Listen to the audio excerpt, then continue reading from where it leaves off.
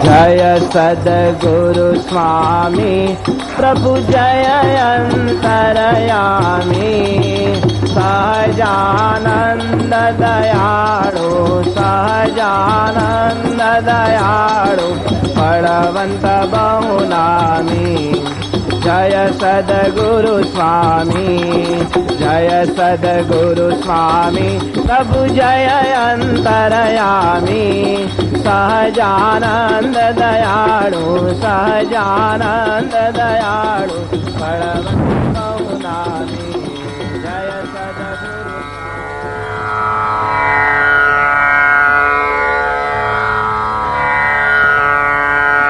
આ એ જ સ્વામિનારાયણ નગર પરમ પૂજ્ય પ્રમુખ સ્વામી મહારાજની વત્સલ કરુણાનું અભૂતપૂર્વ સર્જન, જ્યાં સતત 59 દિવસ સુધી કર્તવ્ય નિષ્ઠા, સંઘ ભાવના અને મુખ સમર્પણનો સમાજને ઉર્ધ્વગામી બનાવતો સ્રોત લાખોને પ્રેરણા પિયુષ પાતો રહ્યો, જ્યાં નૈતિક અને આધ્યાત્મિક મૂલ્યો દ્વારા વૈશ્વિક આદર્શ રજૂ થયો.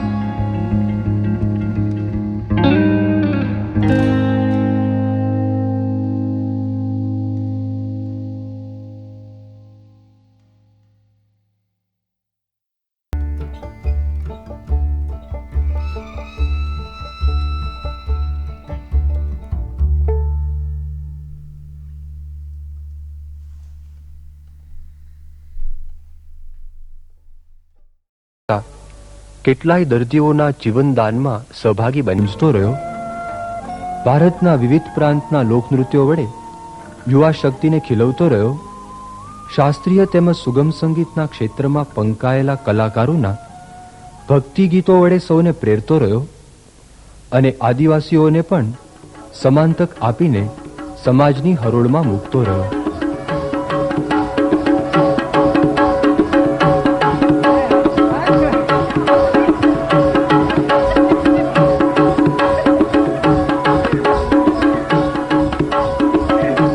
આટલી મોટી જવાબદારીનું વહન છતાં પણ કેટલી હળવાશ, આટલી કીર્તિ છતાં કેટલી નિરભિમાનિતા, સતત પુરુષાર્થ છતાં નહીં કંટાળો, નહીં કોઈ માગણી, કેવળ નિસ્વાર્થ અને મૂક સમર્પણ.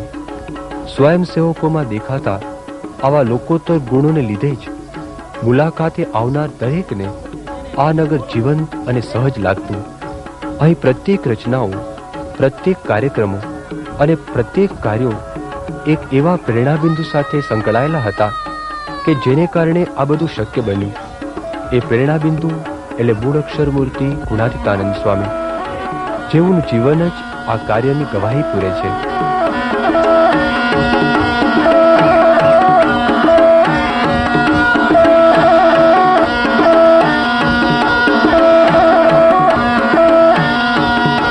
આજથી 176 વર્ષ પૂર્વે સૌરાષ્ટ્રના એક નાનકડા ગામ સારંગપુરમાં પોતાના ભક્ત રાઠોડ દાદલના ઘરે ફૂલદોલના ઉત્સવમાં ભગવાન સ્વામિનારાયણ ભક્તો સાથે રંગે રમતા હતા. ભગવાન સ્વામિનારાયણની એક લાક્ષણિકતા એ હતી કે હસતા હસતા અતિશય ગૂઢ મર્મ ભક્તોને સમજાવી દેતા. રંગે રમતા ભગવાન સ્વામિનારાયણ હેતુસર એકાએક સ્તંભી ગયા અને જ્યાં સદગુરુ ખેલે વસંત એ કબીરની હોરીમાંથી થોડી પંક્તિઓ વારંવાર બોલવા લાગ્યા, જેમાં સાચા સદગુરુનો મહિમા દેવતાઓ અને અવતારો કરતાં પણ અધિક વર્ણ્યો હતો. ભગવાન સ્વામિનારાયણે મુક્તાનંદ સ્વામી અને આનંદાનંદ સ્વામીને પોતાની પાસે બોલાવીને પૂછ્યું કે આવા સદગુરુ કોણ છે?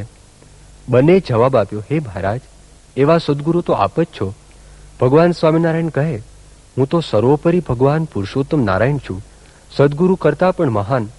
પરંતુ આ પંક્તિમાં જે સદગુરુ બતાવ્યા તે તો ગુણાતીતાનંદ સ્વામી છે.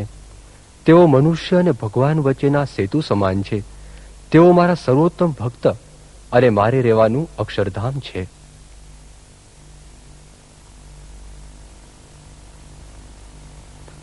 એક વખત ગુણાતીતાનંદ સ્વામી મંદિરના ખેતરમાં ઘાસના પૂળાની ગંજી કરી રહ્યા હતા.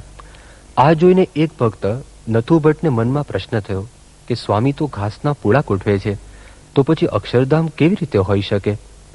અંતર્યામીપણે ગુણાતીતાનંદ સ્વામી નથુ ભટ્ટના મનમાં જાગેલી આ શંકાને પામી ગયા. તેઓએ કહ્યું, નથુ, હું કોણ છું તે તું જાણે છે? નથુ ભટ્ટે ના પાડી. એટલે સ્વામીએ એને સમાધિ કરાવી અને પોતાનું વિરાટ અને અનંતરૂપ બતાવીને બોલ્યા, જો હું પૃથ્વી કરતાં પણ મહાન છું. આ આખા બ્રહ્માંડ તો શું, પણ એવા અનંત બ્રહ્માંડ કરતાં પણ મહાન છું. આ તણખલા જેમ પવનમાં ઉડ્યા કરે છે, એવી રીતે મારા એક એક રૂવાડામાં અનંત બ્રહ્માંડ ફર્યા કરે છે, કારણ કે હું તો પુરુષોત્તમ નારાયણને રહેવાનું અક્ષરધામ છું.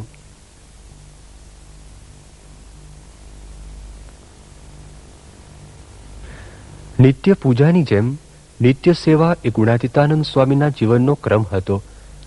એક વખતે જ્યારે ગુણાતીતાનંદ સ્વામી મંદિરના ચોકમાં વાસીદું વાળતા હતા, ત્યારે તરણેતર ગાદીના મહંત ગુણાતીતાનંદ સ્વામીને મળવા માટે જૂનાગઢ આવ્યા. તેઓએ સ્વામીને પૂછ્યું કે આ મંદિરના મહંત ક્યાં મળશે? સ્વામી કહે, તમે સભા મંડપમાં જાઓ, ત્યાં મળશે. તેમના ગયા પછી ગુણાતીતાનંદ સ્વામી હાથ પગ ધોઈને સભા મંડપમાં પોતાની ગાદી ઉપર જઈને બેઠા. આ જોઈને તરણેતરના મહંતે અતિ આશ્ચર્ય સાથે ગુણાતીતાનંદ સ્વામીને પૂછ્યું, તમે આ મંદિરના મહંત છો? હા, પણ હમણાં તો તમે વાસીદું વાળતા હતા. ગુણાતીતાનંદ સ્વામી કહે, અમારે ત્યાં તો જે સેવા કરે તે જ મહંત.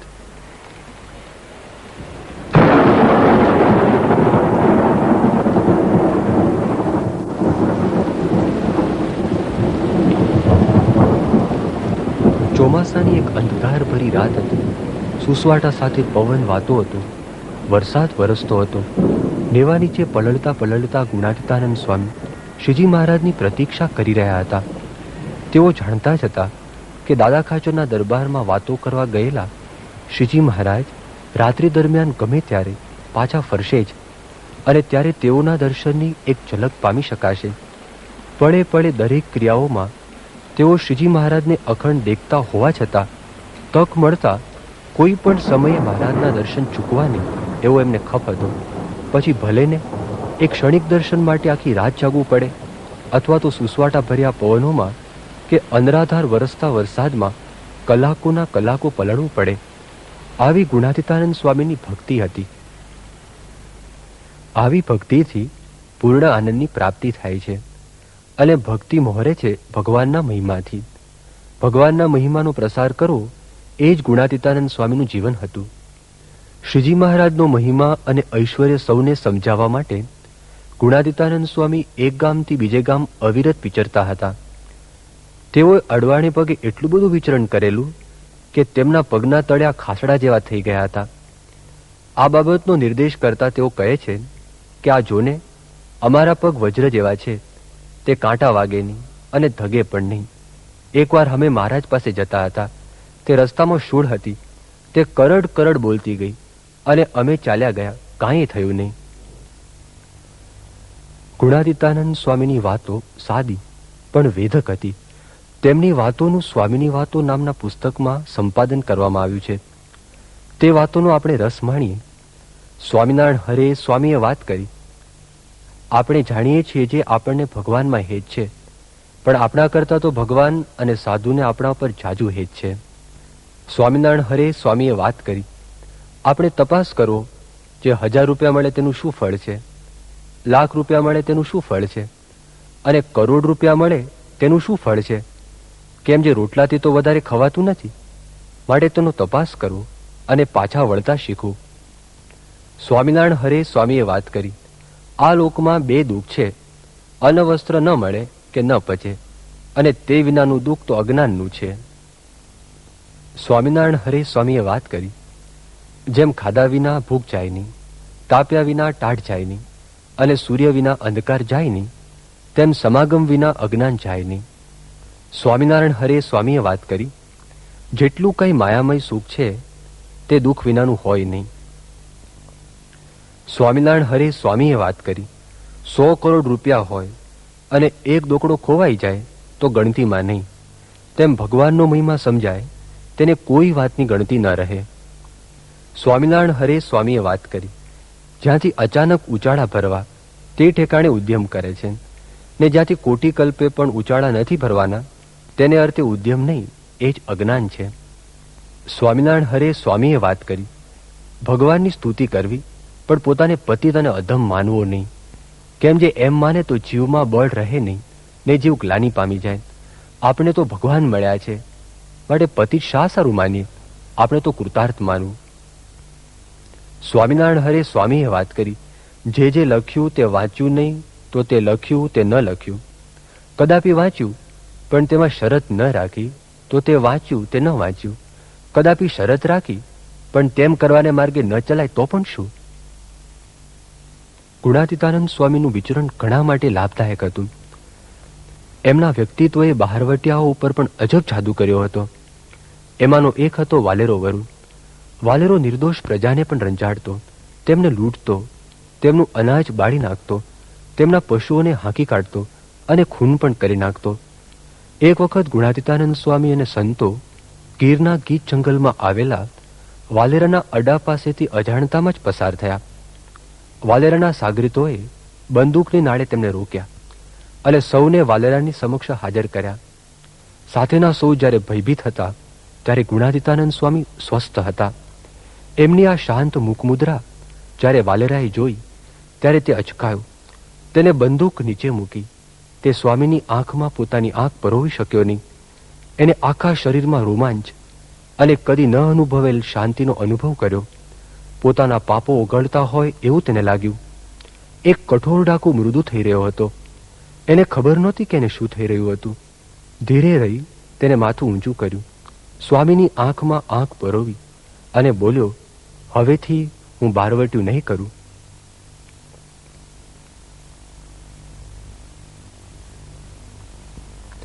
એક વખત ગીરના જંગલ વચ્ચે આવેલા માળિયા ગામની સીમમાં ગુણાતીતાનંદ સ્વામી રામાહાટી નામના એક માણસને મળ્યા. સ્વામીને ખબર પડી કે રામો માંસ અને દારૂનો વ્યસની છે. સ્વામીએ તેને પૂછ્યું, રામા, તમારા ગીરનો સાવજ કોઈ દી માણસનું ખાણું ખાય? રામો બોલ્યો, શું વાત કરો છો સ્વામી, અમારો સાવજ ભૂખે મરી જાય પણ માણસનું ખાણું ખાતો હશે? સ્વામી કહે, રામા, પશુ જેવું પશુ પણ સમજે છે કે માણસનું ખાણું ન ખવાય, પણ માણસ કેમ નહીં સમજતો હોય? રામાહાટી માટે આટલી ટકોર પૂરતી હતી. એને દારૂ અને માંસનો ત્યાગ કર્યો, પરંતુ આ ત્યાગની પાછળ સ્વામીનો આત્મીય ભાવ તેને વધુ સ્પર્શી ગયો. આવા તો ઘણા માણસોને સ્વામીએ સુધાર્યા હતા, પરંતુ કેટલાક એવા પણ હતા જેમને સ્વામીની આ પ્રવૃત્તિ ગમતી નહીં. એકવાર ગુણાતીતાનંદ સ્વામીને કેટલાક સંતો જુનાસાવર ગામમાં પધાર્યા. ગામધણી ઉગોખુમાણ સત્સંગનો દ્વેષી હતો. એને મનમાં થયું કે આ સ્વામિનારાયણના મુંડિયાઓ ગામ લોકોને બગાડી નાખશે, એટલે તેને અને તેના માણસોએ સંતો પર ગાળોના વરસાદ સાથે પથ્થરોનો પણ વરસાદ વરસાવ્યો અને બાવળની સોટીઓથી સંતોને મારતા મારતા ગામ બહાર કાઢી હાંક્યા.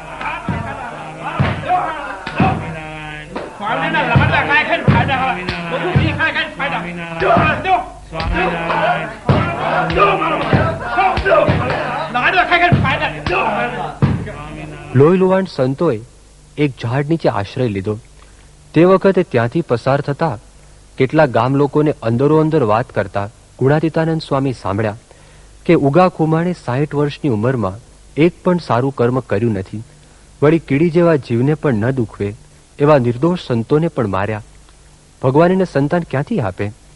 આ સાંભળતા જ ગુણાતીતાનંદ સ્વામીનું હૃદય કરુણાથી ભરાઈ ગયું. તેમણે બધા જ સંતોને ભેગા કરીને પ્રાર્થના કરી કે ભગવાન ઉગાને ગુણિયલ પુત્ર આપે, અને તેમની પ્રાર્થના ફળી.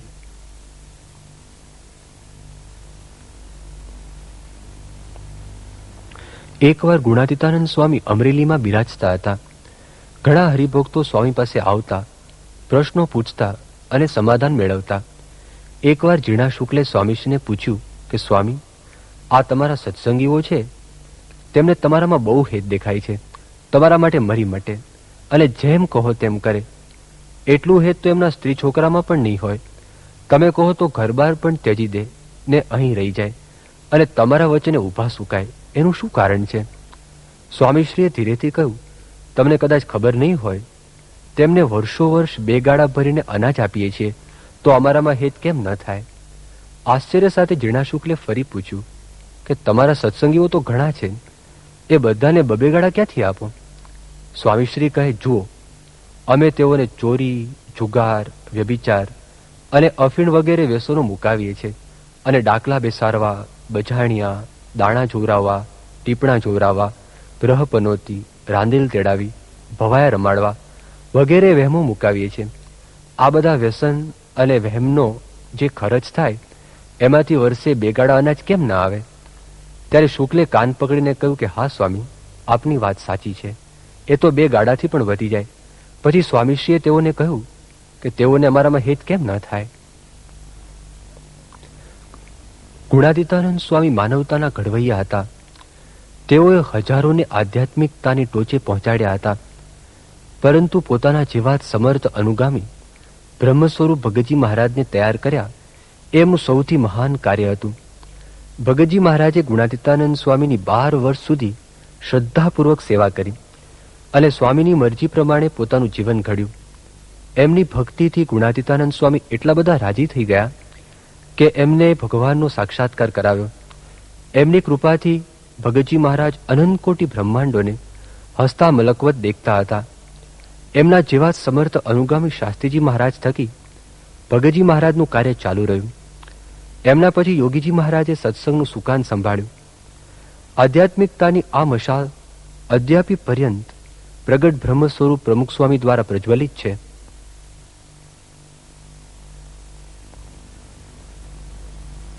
ગુણાતીતાનંદ સ્વામી જેવી વિભૂતિઓ સદા અમર છે. તેઓ એકવાર કહ્યું હતું કે તમારા બધાના દેહ તો થોડા વર્ષોમાં પડી જશે અને હું તો ચિરંજીવ છું.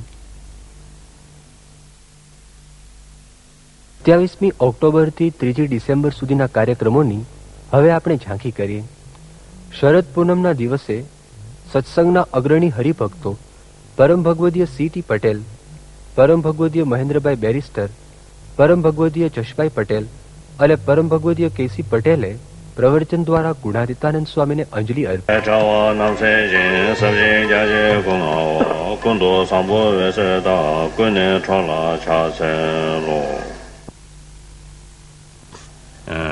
가쇼를 그게 냠리 여배 타라 아니 미지zo 나라라 즉 내가야 지zo 나라라 즉다 가쇼를 그게 판단용야 지zo 야디야 타래 뭐냐 전에 그게 샴디 शुगियबटा शरायावरे जिजो यायडा थाले कसोरे थनाछा इशायावरे शा.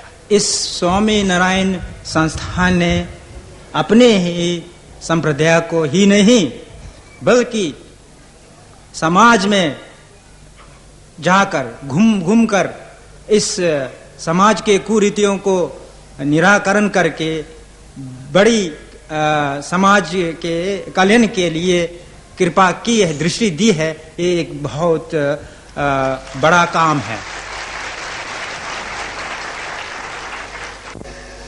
अने ना दे थोनायो या जिगलिया ता जेसु इना छया जिगले आदे देखा खोंगा दे लबन नसी छन आदे शंजे नालो ने वने थाने के ता yang ta lam जिगलिया सोसु इजी छे अने yang ta lam दे शुग छे जबंग या बते छला अने सोसु के निमिस ते दसु थोया मेरे दृष्टि में तथा यहाँ के सदस्यों ने बताया है कि बहुत से नवयुवकों इस संस्थान में प्रवृत्त होकर और प्रवृत्त होकर जितने समाज में कुप्रवृत्तियां हैं उसको निराकरण के लिए अग्रसर है, जिसके लिए मैं बहुत बहुत अनुमोदन करता हूँ.